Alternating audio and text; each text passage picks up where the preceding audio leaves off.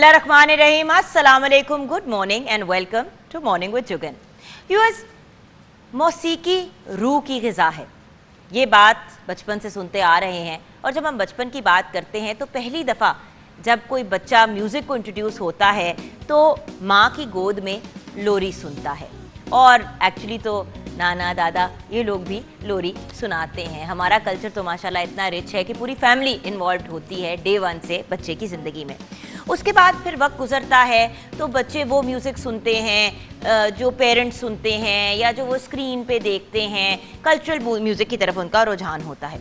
अगर हम म्यूज़िक की हिस्ट्री की तरफ जाए तो सबसे पहले फोक म्यूज़िक जो है, सर्टन इलाकों का सर्टन किस्म का म्यूज़िक, वहाँ से बात शुरू हुई। फिर फोक की जो है वो डिफरेंट किस्म की कैटेगरीज आई, जैसे कि सूफ़ी हो गया, कवाली हो गई, पॉप हो गया, गज़ल एंड प्लेबैक म्यूज़िक। दौर बदलते रहे, म्यूज़िक भी बदलता रहा। कुछ चीज़ें क्लासिक्स बन गई, कुछ ऐसे आर्टिस्ट थे जिनको लेजेंड का टाइटल मिला, जैसे कि मैडम जी हैं, अल्लाह ताला उन्हें जन्नतुल फिरदौस में आला मकाम अता फरमाए, आमीन। इसी तरह मेहदी हसन साहब हैं, बहुत से बड़े बड़े आर्टिस्ट। नुसरत फ़तेह अली खान साहब के उस लेवल के आर्टिस्ट थे कि उन्होंने उस वक्त इंटरनेशनल कोलैबोरेशंस की जब कोई सोच भी नहीं सकता था। पहले रिकॉर्डिंग वन टेक में होती थी। वन टेक से मुराद के सारा कुछ प्रैक्टिस कर लिया म्यूजिशियंस वगैरह सबके साथ, और फिर पूरा गाना शुरू से लेके एंड तक एक ही टेक में रिकॉर्ड किया, बीच में कुछ कट नहीं किया। अब तो ज़माना बदल गया है, ट्यूनर्स भी आ गए हैं, जिसको नहीं भी गाना आता वो सिंगर बन गया। खैर, इसके साथ साथ अब एक बड़ी इम्पॉर्टेंट चीज़ जिसके बगैर चाहे किसी को गाना आता हो या ना गाना आता हो, म्यूज़िक डायरेक्टर की एक बहुत मेजर इंपॉर्टेंस पहले से भी ज़्यादा हो गई है। वैसे तो पहले भी सिंगर से ज़्यादा वैल्यू म्यूज़िक डायरेक्टर को दी जाती थी, कंपोज़र को दी जाती थी, बिकॉज अल्टीमेटली वो जो कहते हैं ना, जैसे डायरेक्टर जो होता है किसी शो का या किसी ड्रामे का या किसी फिल्म का, वो कैप्टन ऑफ द शिप होता है। तो म्यूज़िक डायरेक्टर और कंपोज़र भी actually captain of the ship होता है किसी भी गाने का या किसी भी म्यूज़िकल पीस का। तो फिर आगे बढ़ते हैं।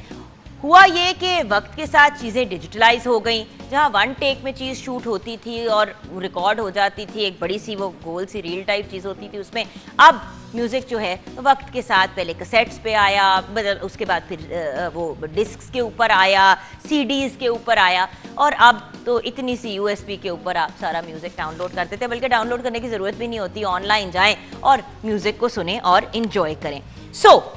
एक क्लिक से हम म्यूजिक को डाउनलोड कर लेते हैं, लेकिन प्लीज जिन्होंने म्यूजिक बनाया है उनकी कदर जरूर करें। इस वक्त में, ये पिछले 2-2.5 साल, 2 इयर्स में, ये जो कोविड की पूरी सिचुएशन थी, जो पूरी इक्वेशन गुजरी, व्यूअर्स, लोगों ने बहुत सफ़र किया, बहुत स्ट्रगल किया। और बहुत से लोग ये कहते हैं कि अगर इस दौरान कोई ऐसी चीज़ है जिसमें हम सर्वाइव कर पाए तो वो 2 चीज़ें थी। एक म्यूज़िक, क्योंकि लोग म्यूज़िक सुनते थे और अपने आप को थोड़ा सा रिलैक्स कर लेते थे, और दूसरी चीज़, लोग टेलीविज़न स्क्रीन पे या अपने फ़ोन्स पे डिफरेंट किस्म के प्रोग्राम्स और चीज़ें देख के अपने आप को एंटरटेन कर लेते थे। और क्योंकि बाहर और कोई एंटरटेनमेंट थी ही नहीं, आज हमने सोचा कि हम अपने पूरे जो शो को है वो डेडिकेट करेंगे टू म्यूज़िक। और आज का programme is genuinely dedicated to musicians.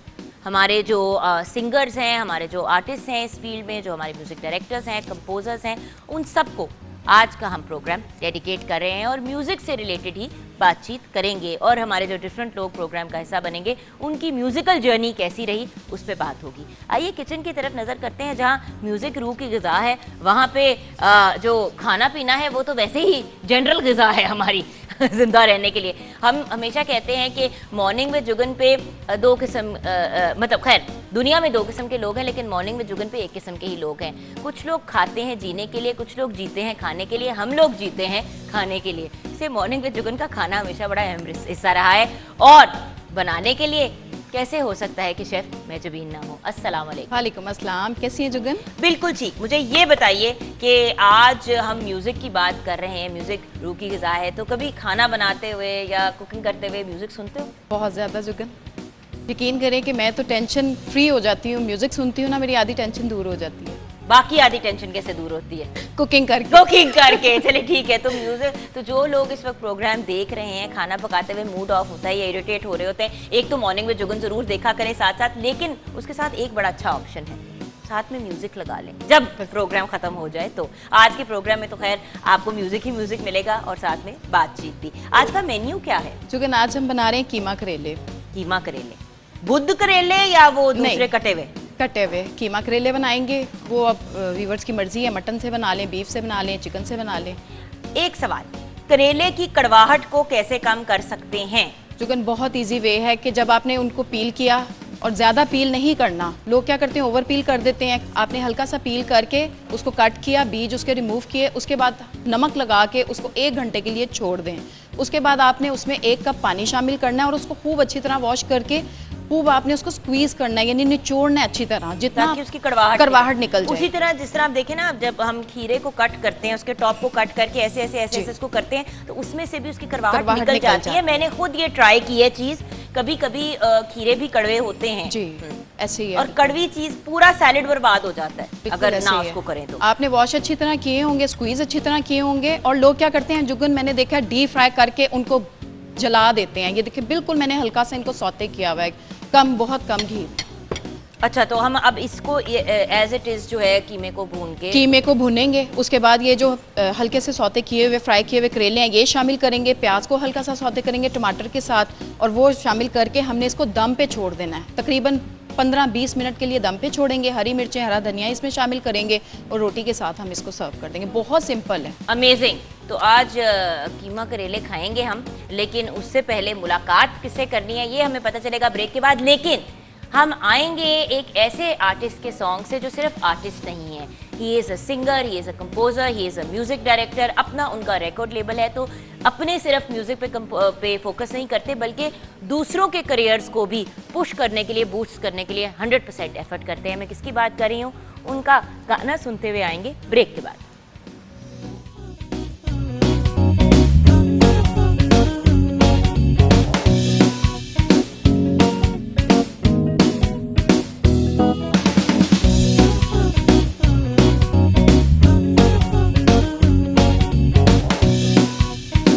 Absolutely wonderful.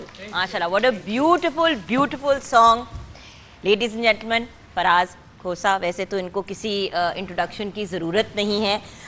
एक तो खुद भी बेहतरीन आर्टिस्ट हैं, एंड देन इतने आर्टिस्ट को सपोर्ट करते हैं कि अगर अपना चेहरा स्क्रीन पे ना भी आ रहा हो तो क्रेडिट्स में इनका नाम ज़रूर आता है। Welcome to the show Faraz. Thank you so much. अच्छा, फराज के बिल्कुल साथ बैठे हैं अकबर अली, बेहतरीन क्लासिकल सिंगर हैं, कोक स्टूडियो की फेम भी इन्होंने हासिल की है। याद इनका जो गाना था, I mean it's amazing and quite unbelievable के 10 घंटे के अंदर इन्होंने 1 मिलियन से ज़्यादा व्यूज़ क्रॉस कर दिए। Very very big deal, and वो भी प्रोड्यूस किया फराज खोसा ने। अस्सलाम वालेकुम। वालेकुम अस्सलाम। Welcome to the programme. Thank you so much. अच्छा, then we have with us the Manwa sisters. मेरा तो खैर इनके साथ काम करने का बड़ा ही अमेजिंग एक्सपीरियंस रहा है, रमज़ानुल मुबारक हो या अदरवाइज़ हमारे स्पेशल शोज़ हों, दे आर ऑलवेज देयर। और मेरी बहुत ही प्यारी प्यारी छोटी छोटी सी बहनें हैं, and I am so proud of them कि एक ऐसे इंडस्ट्री में जहाँ पे एक बंदे का अपने आप को मनवाना इतना मुश्किल होता है, तीनों बहनें साथ खड़ी हैं कि हम करेंगे और कर रहे हैं। माशाल्लाह माशाल्लाह माशाल्लाह। सो we have Zille Huma, we have Fauzia and Saba with us. अस्सलाम वालेकुम। वालेकुम अस्सलाम, कैसी हैं आप? अच्छा, सलाम भी तीनों एक साथ करते हैं। बिल्कुल ठीक ठाक, अल्लाह का शुक्र। And then we have Aasia Khan with us. मेरे जहन में ना बार बार ऐश आता है। आशिया खान, आशिया खान हमारे साथ हैं, बेहतरीन सिंगर हैं। इनके साथ भी पहले भी मैं इनका इंटरव्यू बड़ी दफ़ा कर चुकी हूँ। रिसेंटली मैरिड हैं और बड़े ही खूबसूरत ट्रिब्यूट्स पेश करते हैं हमारी लेजेंड आर्टिस्ट को। अस्सलाम वालेकुम। अस्सलाम वालेकुम। क्या हाल है आपका? मैं बिल्कुल ठीक ठाक, आप कैसी हैं? मैं बिल्कुल ठीक ठाक हूँ, बल्कि बड़ी ज़ोर की डिमांड आ रही है आपसे कुछ गाना सुनने की।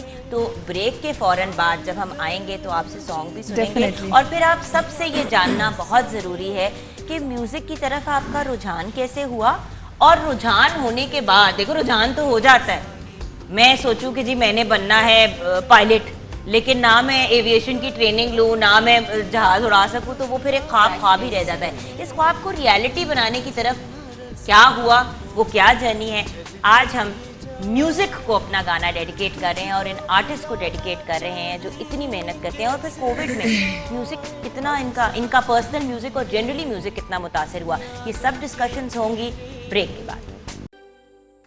ब्यूटीफुल, इतने खूबसूरत चेहरे से जब इतनी खूबसूरत आवाज निकले तो क्या ही बात है। माशाल्लाह माशाल्लाह माशाल्लाह। हम अभी आपको जरा अपना सा कैच करने देंगे, तब तक चलते हैं हम फराज के पास। फराज, म्यूजिक की तरफ रुझान कैसे, कब और कैसे हुआ? First memory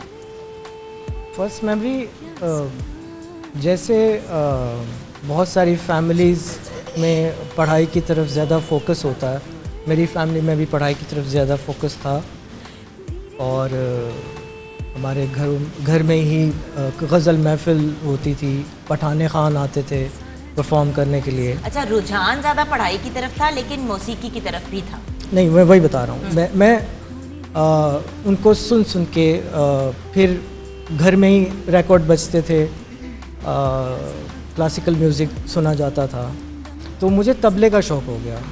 I found recording Zakir Khan साहब की, उस्ताद ज़ाकिर हुसैन की, तो मुझे उन्हें सुन के, उन्हें देख के आई गॉट मेस्मराइज कि ये ऐसे भी तबला प्लेयर होते हैं और इस तरह से बजाया जाता है। फिर मैंने, हर बंदे का अपना होता है। हाँ, कुछ लोगों को गिटार और उस किस्म की ट्यून पसंद होती है, कुछ लोगों को परकशन इंस्ट्रूमेंट ज़्यादा अपील करती है। यस, तो मेरा जो ज़्यादा रुझान था, मैं उर्दू में कहना तो उसमें परकशन, रिदम, मैंने सब स्टार्ट किया तबले से, क्लासिकल तबला सीखा उस्ताद उमर हयात खान साहब से, मरहूम।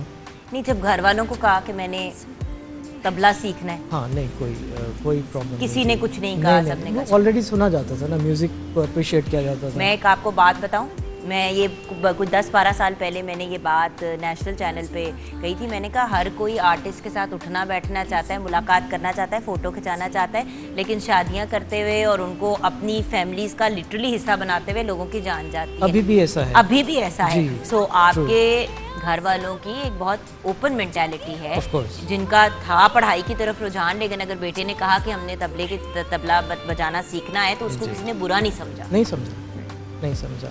And my mother was so supportive.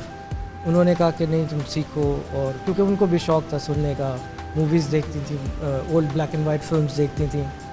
तो आई स्टार्टेड विद तबला। तबले को मैंने 8 साल तबला बजाता रहा, फिर ड्रम्स बजाने शुरू कर दिए, फिर कीबोर्ड्स बजाने लगा। फिर अम्मी ने कहा कि गाया भी करो, तुम्हारी आवाज़ अच्छी है, तुम गाते क्यों नहीं हो?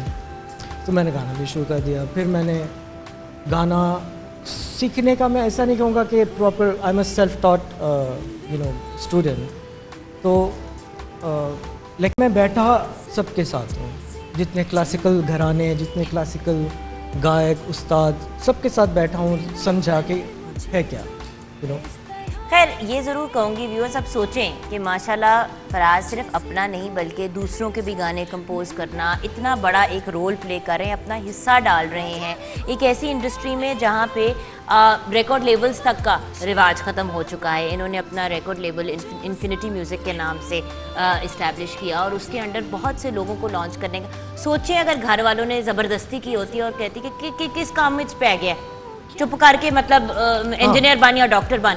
सोचें व्यूअर्स, मैं आज एक्चुअली इनकी जर्नी के बारे में, हमारे सारे जो स्टार्स हैं उनकी जर्नी के बारे में पूछने का रीज़न ही ये है कि अक्सर जो अभी लोग स्क्रीन पे देख रहे होंगे कहते होंगे मुंडा या कुड़ी डॉक्टर बन जाए, इंजीनियर बन जाए, वकील बन जाए, मतलब इस चीज़ से हम निकलिए कि कंप्यूटर साइंस की तरफ चला जाए।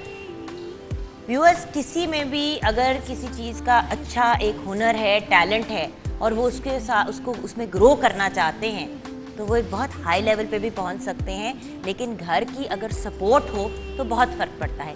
ब्रेक की तरफ जाएंगे, ब्रेक के बाद जब वापस आएंगे तो हम बाकी आर्टिस्ट की भी जर्नी के बारे में जानेंगे। आप हमारे साथ रहिएगा।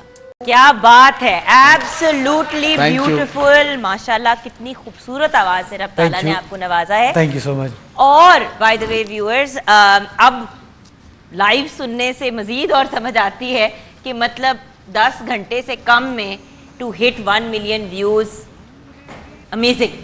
Absolutely amazing. एंड अब तो खैर काफी ज्यादा हो गए होंगे बट वो जो इनिशियल चीज थी एक्चुअली बड़ा मैटर करती है व्यूअर्स। देखिए गाना तो इंसान अपलोड कर देता है, बड़ी ये आप लोगों की भी बड़ी फनी सी आदत है एज व्यूअर्स जो देख रहे होते हैं, कभी कभी किसी का सॉन्ग जो है वो इतना हसीन इतना खूबसूरत होता है, वो अपलोड होता है और फिर एकदम से कोई 2-3 महीने के बाद एकदम से वो वायरल हो जाता है और कभी कभी फौरन हो जाता है। बट खैर this is an absolutely beautiful amazing. But I think it's a combination of composition, lyrics, music, voice. वही तो It's बात a है। full package. Then video is really important these days. हाँ ये बात व्यूअर्स, बट ये थोड़ा सा जुल्म भी है। जुल्म है। फराज, I पता है agree. क्यों? I agree. आजकल के ज़माने में जहाँ पे वैसे ही इतनी महंगाई है, इतने ज़्यादा इश्यूज हैं, सिर्फ ऑडियो अपलोड करो तो वो हिट नहीं होती। इट्स सो अपसेटिंग क्योंकि ऑडियो सिर्फ तैयार करना, कंपोजर डायरेक्टर लिरिक्स जिसने लिरिक्स लिखे, हर बंदे को जब आप पैसे पूसे दे के फ्री होते हो तो वीडियो के भी पैसे फिर निकालना, यानी कि कम से कम 15-20 लाख रुपए आपके पास हो तो फिर आप एक हाई फाई गाना बना सकते हैं। That's true. प्रॉब्लम ये हो जाती है। लेकिन खैर इसकी तरफ हम आएंगे। आपका म्यूजिक की तरफ कैसे रुझान?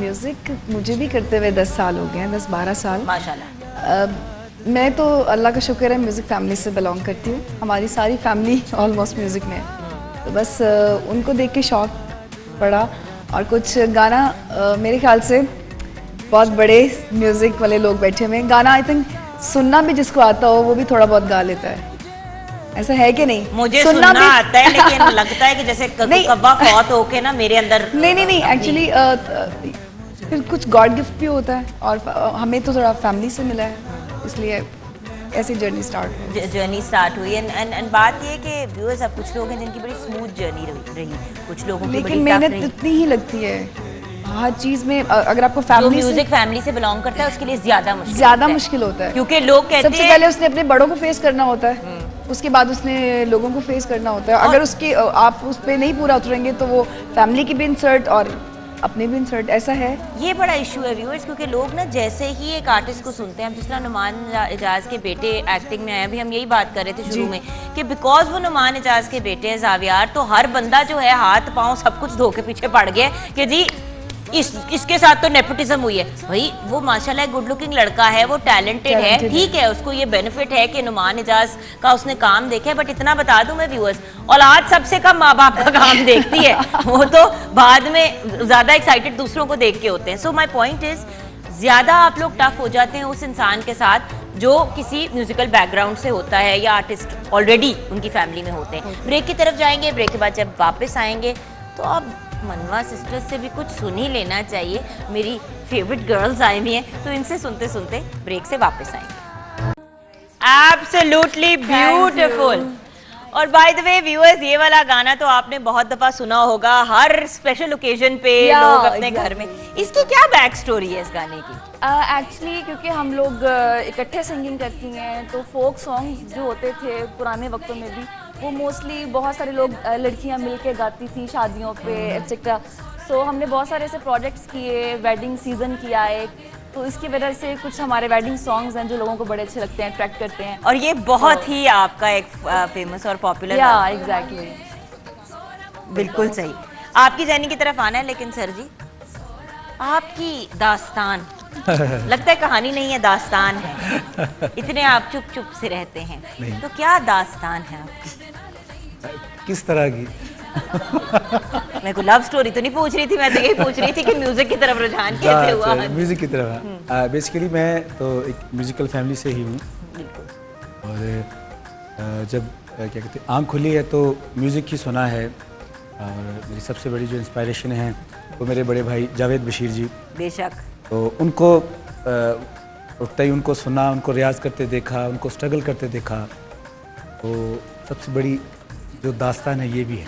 नहीं बट देखें, जब भाई या घर में कोई इतनी ज़्यादा लेवल ऑफ फेम हासिल कर लेता है तो अपने ऊपर प्रेशर भी पड़ता है, और कभी कभी घर वाले मना भी कर देते हैं कि तू तेरे एंड देना। नहीं, मैंने नहीं किया था। ऐसा नहीं था, घर पे सपोर्ट मिली और अल्हम्दुलिल्लाह। और कुछ अल्लाह ताला की ज़ात ने थोड़ा सा टैलेंट भी दिया हुआ था, वो एक जो हाँ, भलका फुल्का है।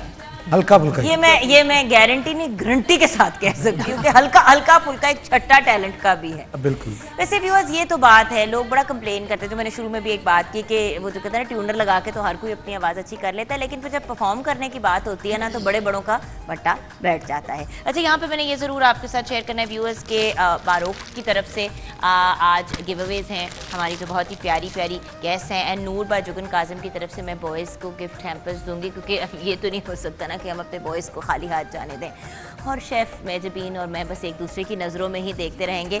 और मैंने भी आज जो वार्डरोब पहनी है, बल्कि इस पूरा हफ्ता बारोक के आउटफिट्स पहनूंगी, और इंशाल्लाह आप व्यूअर्स को भी हम कल से गिव अवेज देंगे। आप लोग कॉल करेंगे, हमारे प्रोग्राम का हिस्सा बनेंगे, एंड देन हम आपको भी गिव अवेज ज़रूर देंगे। सो अब चलते हैं अपने नेक्स्ट ग्रुप की तरफ कि आपकी म्यूज़िकल जर्नी कैसे स्टार्ट हुई।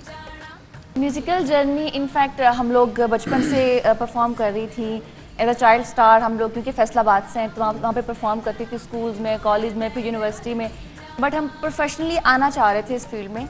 बट मेरे बाबा ने बोला कि पहले आप अपनी एजुकेशन कंप्लीट करेंगे। उनको लगता था कि शायद बट जब बाबा को 3 बेटियों ने, ये नहीं कि एक ने जाके कहा तो माँ बाप ने कहा लड़की बागी होगी, मतलब तीनों लड़कियां जाके कि हम नहीं मुझे सिंगिंग नहीं, उनको बचपन से पता था कि इन्होंने यही करना है। क्योंकि हम तीनों बहुत छोटे थे, तो ऐसे माइक पकड़ के हम गा रही हैं, आगे ऑडियंस ऐसे बच्चों को बिठा दिया आगे, और बस शौक था शुरू से कि सिंगिंग करना है।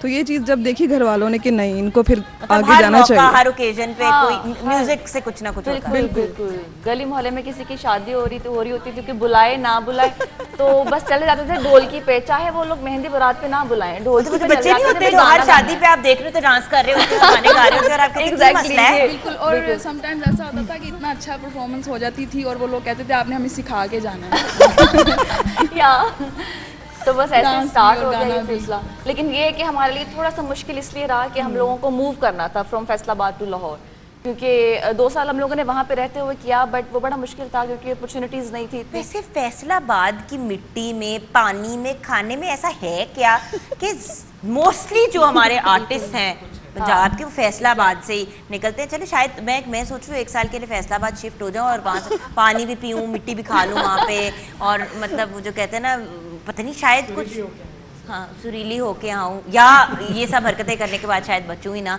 दोनों में से एक चीज़ होगी। ब्रेक के बाद जब वापस आएंगे तो म्यूज़िक भी मज़ीद, और ये भी जानेंगे कि ये जो रिकॉर्ड लेबल्स ही ख़त्म हो गए हैं, शुरू में एकदम से बूम आया, बहुत से लेबल बने और अब फिर बिल्कुल ठुस, तो ये बड़ी ही एक नॉनसेंस सी बात है, क्योंकि अगर कोई अपने आप को लॉन्च करना चाहता है और वो अरब खरबपति नहीं है तो वो क्या करे। ब्रेक के बाद बात करेंगे। एब्सोल्युटली वंडरफुल, क्या बात है। Thank you. आज तो मतलब मेरे जैसे इंसान की जब ऐसी बदमाशी आवाज हो तो ऐसी आवाजें सुन के शर्मिंदगी होती है, लेकिन इसमें मेरी कोई गलती नहीं है, मेरे अम्मा अब्बा से रुजू करें। अच्छा, इस पॉइंट पे मारूफ की तरफ से कुछ गिफ्ट्स हैं हमारे बहुत ही खूबसूरत और टैलेंटेड यंग आर्टिस्ट के लिए। सो ये आप लोगों के लिए एक सूट, लड़के परेशान ना हो, मारूफ की तरफ से these are outfits for you guys, and then Noor by Jugan Kazim की तरफ से ऑर्गेनिक प्रोडक्ट्स आप लोगों के लिए। मैंने कहा जरा हमारे गेस्ट्स का मूड अगर खराब है तो अच्छा हो जाए। अच्छा, एंड मैंने भी बाय द वे व्यूअर्स मारूफ का आउटफिट पहना हुआ है इस पूरा हफ्ता, उन्हीं के आउटफिट्स को पहनूंगी। Very lovely comfortable clothes and I think very ideal for the morning show. आप लोग कहते हैं ज़रा हैवी पहनने हैं तो कुछ हैवी कपड़े भी नेक्स्ट फ्यू डेज में पहनूंगी। सो आपसे अब मैं ये जानना चाहूँगी कि म्यूज़िकल जर्नी में कोई स्ट्रगल, कोई ऐसा मसला, देखो 10-12 साल हो गए, पहचानते हैं आपको, लोग जानते हैं, लेकिन कोई हर्डल्स आई? बहुत ज़्यादा आती हैं, थ्रू आउट आती रहती हैं आपके पूरे करियर में मेरे ख्याल से, क्योंकि मेहनत के बगैर तो आप कुछ भी नहीं कर सकते। और आई थिंक गाना एक, जो मैंने अपने बड़ों से सुना है कि गाना एक ऐसा समंदर है कि जिसमें आप डूबते ही जाते हैं। तो फिर अब हमें कौन से सॉन्ग में आप डुबोने जा रही हैं? गाना तो जितना भी आप सीख लें वो कहते हैं कम है, तो बस मैं इतना ज़्यादा कोई इच्छा तो मैं नहीं समझती कि मैं प्रॉपरली भी सिंगर हूँ, क्योंकि गलतियां तो होती हैं, मजीद इससे प्रॉपर क्या होना है। लेकिन आपके प्लेटफॉर्म से मैं एक बात ज़रूर करना चाहूँगी कि हम लोग थोड़े बहुत टैलेंटेड तो हैं, तो यहाँ बैठे हुए हैं ना आपके इतने अच्छे प्लेटफॉर्म पे। तो पाकिस्तान में कुछ ऐसी लॉबीज़ हैं कि जिसमें हम जैसे आर्टिस्टों को मौका नहीं मिल रहा। जैसे कि मुझे 10 साल हो गए गाते हुए, मैंने लाइव बहुत शोज़ किए हैं, बहुत कॉन्सर्ट्स किए हैं, लेकिन इतने अच्छे प्लेटफॉर्म्स आए हैं, लेकिन हम जैसे लोगों को मौका मिला भी है तो किसी ने आगे नहीं। बट अब देखें ना, दिया। फराज ने जिस तरह अपना रिकॉर्ड लेबल बनाया है इन्फिनिटी, अब उस लेबल के थ्रू वो लोगों को लॉन्च करते हैं। बिल्कुल बिल्कुल। So the point is it's not like, I mean आपने भी It's not like yeah, when I released my album Sony Music से, तो मैं बात कर रहा हूँ बैक इन 2009 की। तो जब मैंने सोनी से अपना एल्बम रिलीज़ किया और सारा it was an international launch an international hit. Yes, अल्हम्दुलिल्लाह। तो उसके बाद मैंने वो जो एक पूरा प्रोसेस से मैं गुजरा, वो देखने के बाद मुझे लगा कि मुझ जैसे बहुत सारे ऐसे आर्टिस्ट हैं जिनको समझ ही नहीं होती कि आगे गाना बना के प्रोड्यूस, पहले तो प्रोडक्शन का ही आइडिया नहीं होता वो कैसे करना है, और राइट काइंड ऑफ फैसिलिटी कहाँ से हमें मिल सकती है, रिकॉर्डिंग की, ऑडियो विजुअल, देन डिस्ट्रीब्यूशन। और फराज, सबसे बड़ी बात ये है कि जैसे ही देखते हैं ना कि ये नया बंदा आया है, आई एम वेरी सॉरी, और मैं बड़ी वो हार्श सी बात करूंगी, ए नया कुक्कड़ आया है, जरा इन्नू तेन छोड़ो, आई एम सॉरी, बट ये बहुत ज़्यादा होता है। और मैं ऐसे ऐसे आर्टिस्ट से मिली हूँ जिनको कोई रैंडम बंदा मिला जो एक्चुअली ना कंपोजर था ना म्यूजिक डायरेक्टर था, बस उसने कहा कि ओए तुम उतरी फलां जाके बग्गे के पास क्यों जा रहे हो, फराज के पास क्यों जा रहे हो, फलां के पास क्यों जा रहे हो, इधर आओ मैं तुम्हें बना के देता हूँ। बहुत ही बुरी क्वालिटी की चीज बनाई और लाखों रुपए अगले के ले लिए कि उसने अपने और अपने खानदान की सारी जमा पूंजी लगा दी। लगती है, सो जिस तरह हम व्यूअर्स कहते हैं मुस्तनद डॉक्टर से रुजू किया करें, उस तरह प्रॉपर ऑथेंटिक कंपोजर के पास भी जाना, प्रॉपर। इसीलिए तो रिकॉर्ड लेबल जब होता है तो आप उसके ऊपर चेक्स एंड बैलेंसेस रख सकते हैं। ब्रेक की तरफ जाएंगे, आशिया का सॉन्ग सुनेंगे ब्रेक के बाद, तो आप हमारे साथ रहिएगा। Beautiful song. Thank you. और very upbeat and absolutely lovely. Thank you. अच्छा, एक सवाल जहन में जल्दी से आता है, फिर हमने मनवा सिस्टर्स से भी सॉन्ग सुना है, ये बताइए, हमने कहा जरा मजीद और अपबीट हम हो जाएं। ये कोविड के दौरान म्यूजिक कितना मुतासिर हुआ, म्यूजिक इन जनरल इंडस्ट्री? बहुत सारी चीज़ें हुई हैं। आई थिंक लोग डिप्रेशन में गए हैं, डिप्रेशन में उन्होंने बहुत, कुछ लोगों ने अच्छा म्यूज़िक किया, कुछ लोगों ने अच्छा म्यूज़िक नहीं कर सके because already they were stressed out. तो ये भी हुआ कि बहुत से आर्टिस्ट ऐसे फ्रस्ट्रेटेड हो गए कि वो लाइव जाके अपनी फेसबुक और उस पर बैठ के अप्रोचेबल हो गए, एक्सेसिबल हो गए, गा रहे हैं, अपने गाने गा रहे हैं, लोगों के गाने गा रहे हैं। तो ये अच्छा भी हुआ, बुरा भी हुआ। खैर बुरा है इस लिहाज से तो ज़रूर मेरे ख्याल से हुआ कि देखें ना, मेजर पैसे, व्यूअर्स एक बात याद रखिएगा कि सिंगर्स जो हैं वो इवेंट्स एंड उससे बढ़ के कॉन्सर्ट्स वगैरह से कमाते हैं, या कॉर्पोरेट इवेंट्स जो होते हैं उनसे आप पैसे कमाते हैं। अब जब ये सारी चीज़ें बंद हो गई तो लोग कहते हैं ना कि ओ आर्टिस्ट की तो गुड्डी चढ़ी हुई है, उनका तो इतना कुछ, जब कोई चीज़ बन ही नहीं रही तो कहाँ से पैसे आएंगे, कहाँ से इनकम आएगी, और अल्टीमेटली वो एक बड़ी फ्रस्ट्रेटिंग चीज़ हो जाती है व्यूअर्स आर्टिस्ट के लिए भी। सो ज़्यादातर सिंगर्स पे ये अफेक्ट हुआ है और उनको ज़्यादा मुतासिर हुआ है उनके बिजनेस, क्योंकि वो सिर्फ गाना ही गाते हैं और कुछ नहीं करते। और देयरफॉर एक रियल स्ट्रगल थी। गर्ल्स आ जाओ, कुछ मूड मजीद बेहतर कर दो। बड़ी दुखी दुखी हमने यकदम बातें कर ली। Welcome back from the break viewers. अच्छा व्यूअर्स, मॉर्निंग विद जुगन की एक बड़ी यूनिक बात है कि यहाँ पे यूनिक वाक़े दरपेश आते हैं। आपने कहा कि करेले कीमा जो है जी, वो आप बीफ से भी बना सकते हैं, मटन से भी बना सकते हैं, लेकिन आपने चिकन से बनाया। जी, करेलों की इस लेवल की बेहुरमती करने का आपको किसने हक दिया था? इन मासूम करेलों ने आपका क्या बिगाड़ा था? जुगन कुछ भी नहीं बिगाड़ा। उसने अपने करेलों ने अपने पेट में चाकू की तरह एक हरी मिर्च डाल दी है। उसने आत्महत्या कर ली है इन करेलों ने कि उनमें चिकन का कीमा डाला गया है। व्यूअर्स, मैं चाहूंगी कि एक पब्लिक एहतजाज हो इस मामले पे। ये वही वाली बात है कि आप ये जो आलू चिकन बना देते हैं लोग, आलू गोश्त बचपन से खाते आ रहे, ये आलू चिकन क्या है? इस चिकन ने ऐसा क्या जादू किया है लोगों पे जो हर चीज में अपने आप को ये तुनवा देती है? तो आपकी क्या राय है हमारे मेहमानों की? चिकन करेले की कोई कॉम्बिनेशन है? मैंने तो कभी खाया नहीं है करेला, लेकिन चिकन आई डोंट नो, अगर डल भी गया चिकन एक वाइट शलवार की तरह है, हर चीज के साथ चला जाता है। हाँ चला जाता है। Right girl? तो आज हमारी चिकन ने वाइट शलवार का किरदार अदा किया है। बिल्कुल सही। मेरे ख्याल से मैंने काफी कुछ कह दिया है, जिनको सुनना चाहिए था काश वो सुन चुके हैं। बस पैगाम पहुंच गया जुगन, पैगाम पहुंच गया। अच्छा, इसने मुझे एक दिन ना आके अपना मैसेज दिखाया, एक इसको किसी ने मैसेज किया। अच्छा, मैं ये सोच इसलिए कह रही हूँ क्योंकि हमारी बहुत पुरानी दोस्ती है and she is like my sister. तो नॉर्मली आपको पता है आप करके ही बात करती हूँ, लेकिन हमारा जरा उस किस्म का माहौल है।